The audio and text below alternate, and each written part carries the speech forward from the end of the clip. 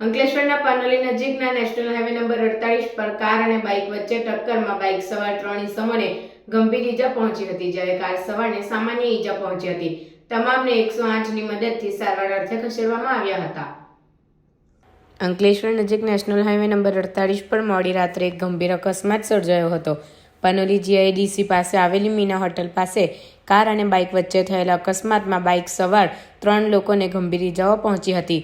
ઘટનાની જાણ થતાંની સાથે જ તાત્કાલિક 108 એમ્બ્યુલન્સને જાણ કરવામાં આવી હતી। તેમણે ઈજાગ્રસ્તને નજીકની હોસ્પિટલમાં સારવાર માટે ખસેડ્યા હતા। અકસ્માતમાં કાર ચાલકને પણ સામાન્ય ઈજાઓ થઈ હતી। અકસ્માતની ઘટના બાદ સ્થળ પર લોકોના ટોળા એકત્ર થઈ ગયા હતા, જેના કારણે નેશનલ હાઈવે પર ટ્રાફિક જામની સ્થિતિ સર્જાઈ હતી। બનાવની જાણ થતાં જ પોલીસ કાફલો તાત્કાલિક ઘટના સ્થળે પહોંચી ગયો હતો અને પરિસ્થિતિને નિયંત્રણમાં લીધી હતી। પોલીસે અકસ્માત અંગે વધુ તપાસ શરૂ કરી છે। ઘટના રાત્રિના સમયે બની હોવાથી વાહન ચાલકોને સાવચેતી રાખવા અને ટ્રાફિકના નિયમોનું પાલન કરવા અપીલ કરવામાં આવી છે।